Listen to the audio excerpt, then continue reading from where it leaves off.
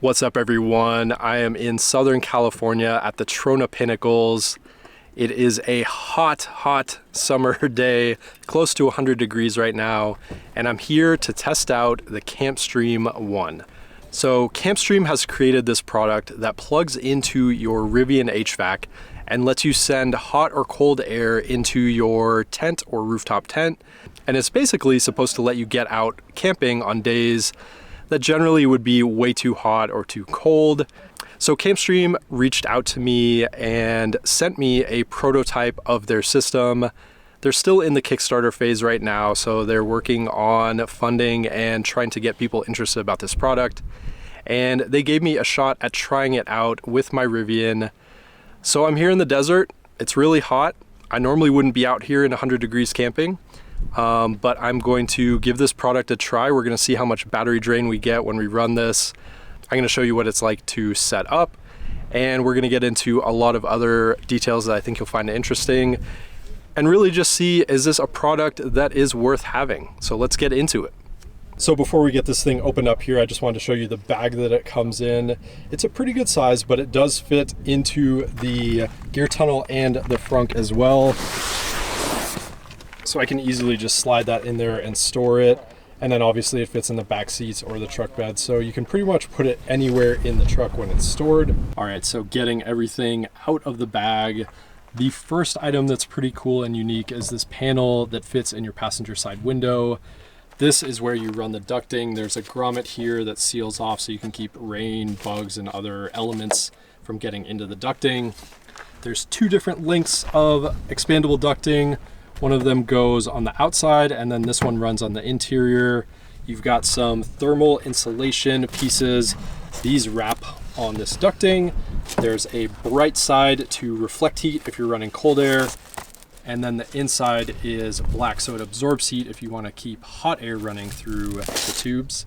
And then there's also this unique piece that clips into your center IP fans. And that's how all this ducting and airflow gets to your tent. And they've also included a couple USB-C cables, so you can run those as well if you want to have something to charge your phone or other devices while you're in your tent. All right, so I got everything out of the bag here. Let's get this all set up.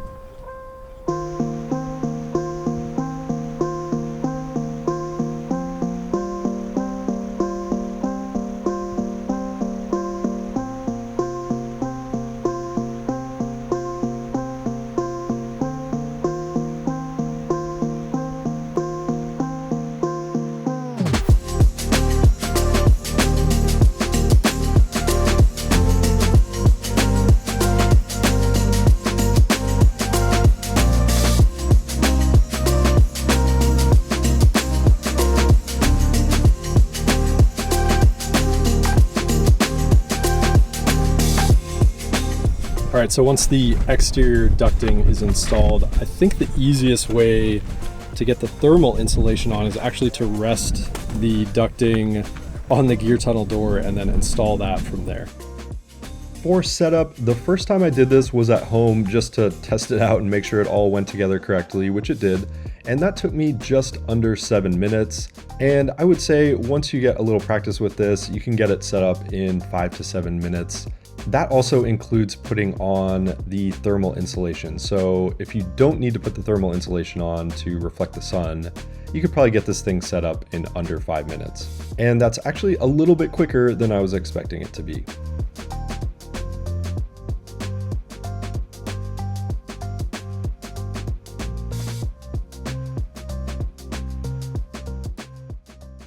So once you're hooked up to that center vent, you want to turn the outer vents off and also make sure that your rear vents are turned off as well. And that way all of the airflow from your HVAC system is going directly into the Campstream ducting. All right, Campstream is all hooked up. It's just after 11 o'clock. I'm gonna head to bed. Outside temperature is 73, so definitely not as hot, but it's gonna warm up real quick when the sun comes up. Resetting the trip meter here, so that's all at 0. Just hit that, and then Our temperature I have down to 68, fan speed at 3. Just the center two vents are going. And we are at 71% battery. Also going to go to the camp screen and make sure the truck is on, stay on here, and that way the climate keeps running throughout the night. I will check in with you guys in the morning. So just got into the tent. I just turned this thing on and it's already pretty chilly in here. It works really fast. The Govee temperature meter I'm using updates really slow, but I also got this laser temperature device. If I point that in the vent there, it's reading 58 degrees. Do it again, 56. So the air that's coming out of the vent is actually pretty chilly, and it's quite nice, I gotta say. Definitely used to it being really warm in the tent when I get in here, especially when I set up the tent when the sun's still up. It generally is quite warm in here, sometimes a lot warmer than the exterior temperature. But even after just having this vent going for a minute or two, it's already cool in here. So pretty nice. We'll see how this thing does on battery overnight. All right, good morning. Let's check the battery drain. It is 8 a.m., so it's been 9 hours. Already showing 86 degrees. It's toasty already. And our battery percentage, that's 64. So we only used 7% battery. That's less than 1% every hour. Not too bad. I was expecting to see a little bit worse. And our energy usage was 10.2 kilowatt hours. So that is just over 1 kilowatt hour per hour of usage.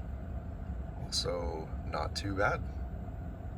All right, what I am gonna do is let this run for at least the next hour. As I mentioned, it's already getting pretty warm out.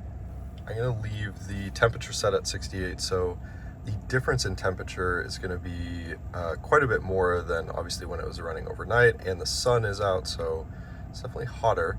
And let's see what the energy use is when it's really hot and just baking in the sun.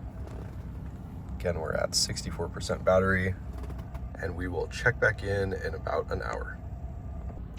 All right, it's been an hour, showing 88 on the temperature, and we are at 63% battery, so 1% lost over the past hour. Let's go to our energy usage, showing 1.1 kilowatt hours. That's pretty consistent with what we saw yesterday during the day. So the next quick test I'm gonna run is with this anemometer, I think is the way to pronounce it. Basically, it measures airflow. So what I'm gonna do is measure the airflow speed at the vent here, so directly out of the HVAC basically. And then I'm going to measure it in the rooftop tent where the ducting is coming out, just to see how efficient the system is. And then I'll also test all of the different fan speeds to see if there's kind of a sweet spot in terms of where to set that and get good airflow into the tent without it just blasting you with air. So gonna test that out right now. All right, as I went through and tested all of the fan speeds, I definitely noticed some degradation from inside the vehicle to the vent that was going into the tent, which I think is to be expected. I'm not an expert on airflow, and I'm sure there's someone out there watching this who knows more about this subject, but I did notice a little bit of a sweet spot where the efficiency dropped the least, and that was right around fan speed 3 or 4. So I think if you're trying to find that spot where you get enough airflow where you feel it, but you're not wasting battery by keeping the fan on 7. That's probably the range to keep it in. All right, one pretty cool feature with the Rivian and Campstream setup together is I can go in the Rivian app and actually control the temperature of air in the HVAC. So while I'm sitting in the tent here, I can change the temperature from the app. This is definitely a pretty unique thing using the Rivian app in combination with this Campstream, and it's a pretty cool feature to have. All right, I actually turned the tent around so it's facing the sun, and also the ducting is now facing the sun. So I'm trying to get kind of a worst case scenario here with the heat and the sun just baking everything. What I'm gonna do now is get the temperature inside the tent, which has been closed and there's been no airflow in there. So it's pretty toasty in there. And let's see how long it takes to get the inside of the tent cooled to a comfortable temperature. So I'm just gonna turn the HVAC on in the truck to the highest setting, lowest temperature, and let's see how quick we can get that rooftop tent cooled down. All right, we're gonna get a temperature reading on a couple spots here. That back wall, it's reading almost 110 degrees. And we'll look at it right in the middle of the air mattress here. That's showing 98 degrees. And we'll measure it right at the front here. That's showing 92. So I'm gonna go turn the HVAC on all the way and let's see how fast we can get this thing cooled down.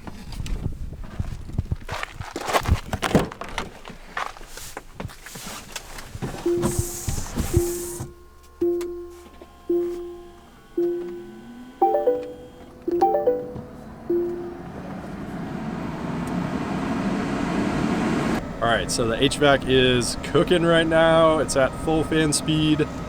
We've got the reflective thermal material on the outside of the vent. Actually just touching this, you can feel it's really cold. But the tent is just baking in the sun. So very interested to see how much this is gonna be able to cool down the inside of the tent in the middle of the day in bright sunlight. All right, we're about 15 minutes into this test.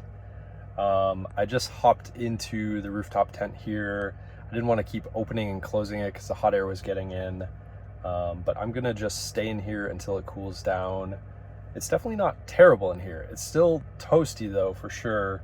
But this tent is basically all closed off. I just have a little panel of the window open here to get a little light so I can record this video. But it's basically middle of the day. Exterior temperature is almost 90 degrees and there's a lot of sun and heat that's coming into this tent, and the little vent is working away, pumping cold air in here. So let's see how long this takes. All right, so as I'm sitting in here, wanted to give you guys an idea of the temperature of air that's coming out of the vent. It is a reflective material, so it's not going to be totally accurate, but showing 64, call it 65 degrees. And if I put my hand up here, it's definitely really cold air coming out of this vent, but just not sure how long it's gonna take to actually cool the tent down completely. So we're gonna hang out in here for a little bit and see what happens. All right, one other thing I'll touch on quickly while I'm in here. This seals pretty well, but I wouldn't call it bug proof. You can't get the zipper completely tight around this thing. So it's pretty tight, but if you're in an area where there's a lot of bugs, I think they're probably gonna be able to sneak through this opening. It'd be nice if there was a bigger seal around this to really close it out. I'm sure that's something they could add later on, and hopefully that's something they can do, because right now I definitely would not call this bug or mosquito proof. All right, just past the 30-minute mark here, and it's comfortable-ish. Still warm in here for sure, but I was just measuring the roof here, and 140 degrees is the ambient temperature coming from the fabric on top of the tent. So that little vent is fighting some pretty hot temperatures. I will say, if I was in here and that vent wasn't running right now, and I had all the windows closed, I don't think I would last more than a few minutes in here. It would be way too hot. So I've been sitting in here for almost 30 minutes. It's a little warm for sure. But considering the conditions, I'm pretty impressed with how much cold air is coming in here. I don't think it's ever gonna overcome the radiant heat of middle of the day sun. So it's never gonna be 60 degrees in here. But it's cool enough that I can stay in here, and if I needed to sleep in here, I definitely could. All right, gonna do a final set of measurements here. The back wall is at 102.4. The portion of the air mattress right towards the middle, something like 86 degrees. And just measured behind me on the air mattress, it's 85 degrees. So it's cooled down on the surfaces inside the tent a little bit as well. So one other thing I noticed getting into the car, I'm gonna turn the fan down a little bit because it's quite loud. But as I get in here, the interior of the cabin is really cool. I mean, it's definitely nice and cool. So that tells me that this part here, and I could feel it when I was running, there's some air leakage going on around the edges. I know this is still in prototype form, so I'm guessing they're gonna improve the fit a little bit because it does move around, and because of that there's space for the air to get out. So I think it could be a little more efficient with how it routes the air. Obviously you're not losing air through the tubes, but that's something I noticed. There's also a little bit of air coming out of these vents here, even though I have them shut down. But the inside of the Rivian is also pretty cool right now. So there's probably some efficiency to be improved on in terms of just getting the most amount of air into this ducting and into your tent. All right, packing up the Campstream is fairly quick. I did this at home. Took me just under 4 minutes, and then on this trip it was right around 4 minutes as well. And I'm sure with a little practice, using this a little bit more, those setup and breakdown times would get a little bit quicker.